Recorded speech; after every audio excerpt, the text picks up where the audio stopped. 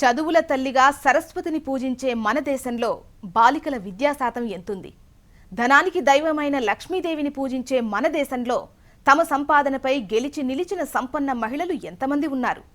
శక్తికి రూపమైన దుర్గను పూజించే మన దేశంలో మహిళలు అత్యంత శక్తిహీనులు, అబలలు. సృష్టికి మూలం మహిళ, ఆకాశంలో సగభాగం మహిళ, త్యాగానికి మారుపేరు మహిళ.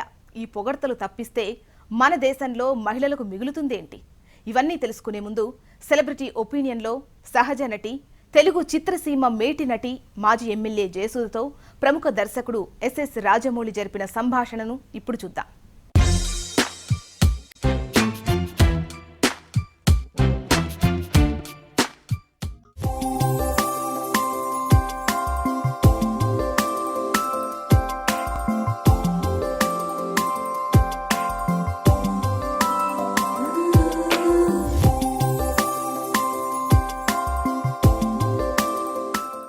జయసుధ గారు నమస్కారం అండి. మీరు సినిమా రంగంలో మీ కెరియర్ మొదలుపెట్టినప్పుడు కానీ ఇప్పుడు రాజకీయ రంగంలో కానీ ఈ మహిళ అంటే ఒక ఆడది అన్న వివక్షను ఎప్పుడన్నా ఎదుర్కొన్నారు? అంటే ఆడదే కదా అని లోకుగా చూడడం కానీ తక్కువగా చూడడం కానీ ఎప్పుడన్నా జరిగిందా అండి? సినిమాకి రావడానికి చాలా ఎంగేజ్లో అట్ ద ఏజ్ ఆఫ్ 12 వచ్చాను కాబట్టి అలా జరిగినా పెద్దగా తెలిసేది కాదేమో ఆ ఏజ్లో అన్నది.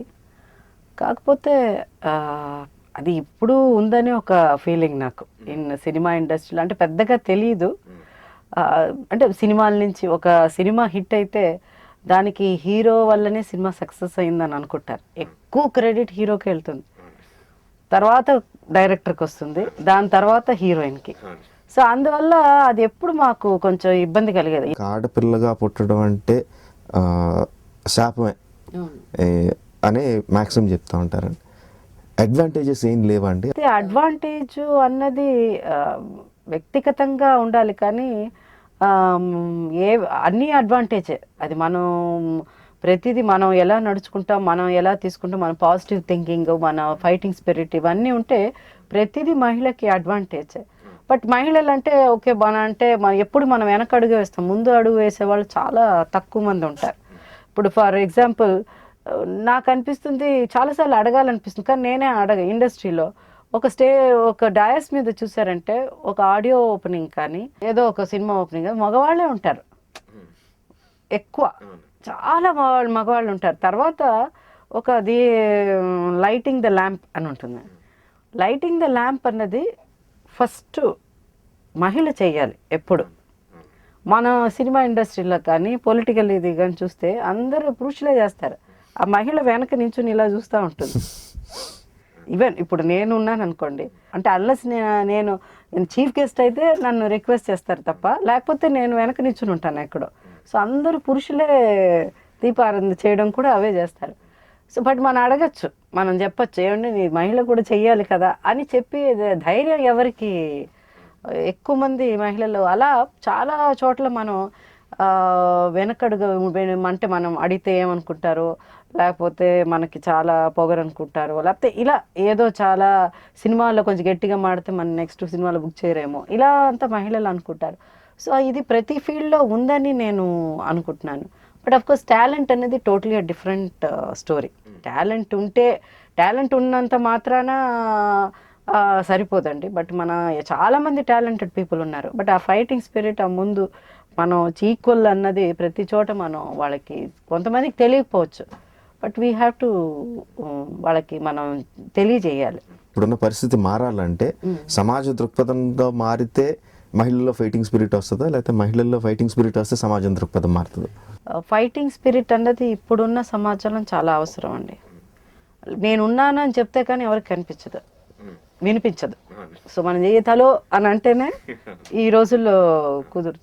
సో అది మనం ప్రతిసారి మనం ఏమనుకుంటున్నామో because everybody's got right to voice their opinions. So అది మనం తెలియజేయాలండి. తెలియజేయకపోతే చాలా ఇబ్బంది అయిపోతుంది. ఈరోజు సమాజంలో చాలా ప్రాబ్లం. అంటే రోజు పాలిటిక్స్లోకి వచ్చిన తర్వాత ఈ డౌరీ కేసెస్ కానీ, తర్వాత డొమెస్టిక్ వైలెన్స్ కానీ, దానికి ఒక యాక్ట్ ఒకటి ఉంది. ఇవన్నీ చెప్పుకుంటే పోతారు. మనం వినేటప్పుడు ఆ రోజు వచ్చినప్పుడు వైలెన్స్ డే ఏదో ఒక డే దాని వచ్చినప్పుడే అందరూ మాట్లాడుతూ ఉంటారు, దాని తర్వాత మర్చిపోతారు. సో ఇంప్లిమెంటేషన్ అన్నది లేదు మనకి. ఆ ఇంప్లిమెంటేషన్ కావాలి, దానికోసం కంటిన్యూగా మనం ఫైట్ చేయాలి. అది ఏదో వచ్చిన రోజే మదర్స్ డే అన్నప్పుడే మదర్ గుర్తున్నట్టు, ఫాదర్స్ డే అన్నప్పుడే ఎక్కడ లేని ప్రేమ ఆ రోజే అన్నట్టు ఉంటే ఓన్లీ డేతో మర్చిపోకూడదు. అది ఆ 24 అవర్స్తో మర్చిపోవడం కాదు అది.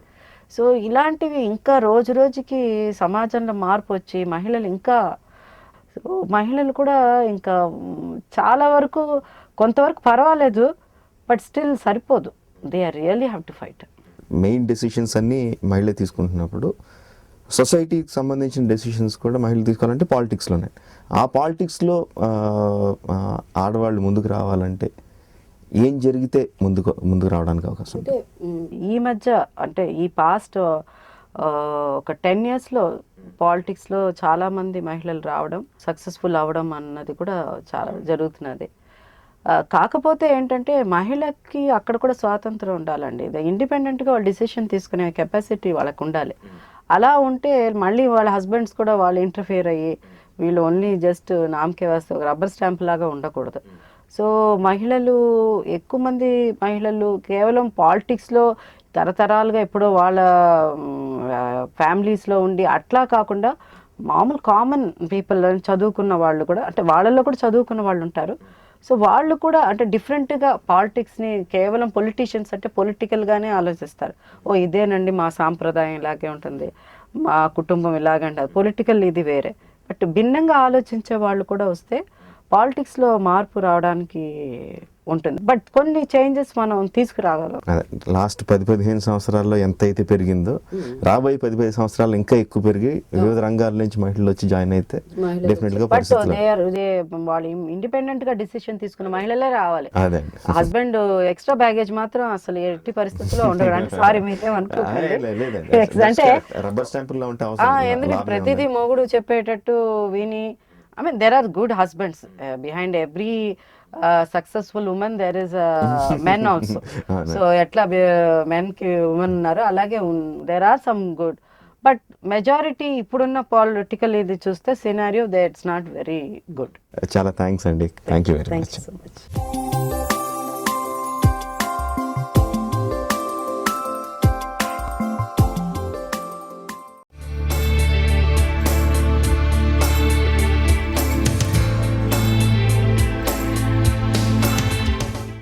స్త్రీ ఎప్పుడైతే హక్కుల కోసం గొంతెత్తి నాకు ఈ హక్కు కావాలి అని అడిగిందో అప్పుడు ప్రపంచం తలకిందులైనట్టుగా పురుషుడు భావిస్తున్నాడు. అంటే నాకు ఇది కావాలి అని నువ్వు గొంతెత్తి అడగలుగుతావా?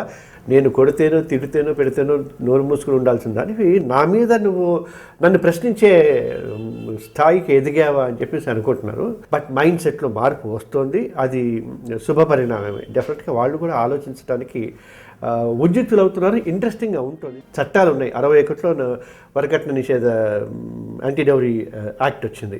తర్వాత indecent representation of women prohibition act అని, అంటే ఆడవాళ్ళని అశ్లీలంగా మీడియాలో చూపించకూడదు, వాళ్ళ గౌరవానికి భంగం కలిగించకూడదని 86లో యాక్ట్ వచ్చింది. చట్టాలు బోల్డ్ అని ఉన్నాయి, కానీ వాటిని అమలు చేసే చిత్తశుద్ధి లేదు. అందుకోసమే మేము ఈ స్త్రీలని జాగ్రత్తగా కళ్ళల్లో పెట్టుకుని గుండెలో పెట్టుకుని కాపాడాలి అని అనుకుంటే కొత్తగా రూల్స్ రెగ్యులేషన్స్ చట్టాలు ఏమీ అక్కర్లా. వాళ్ళని హాయిగా చూసుకోవటానికి, గౌరవంగా చూడటానికి కావాల్సిన చట్టాలు ఇంకో 100 ఏళ్ల దాకా అవసరం లేని చట్టాలు ఉన్నాయి. వాటిని చిత్తశుద్ధితో అమలు చేసేవారు ఉంటే సరిపోతుంది.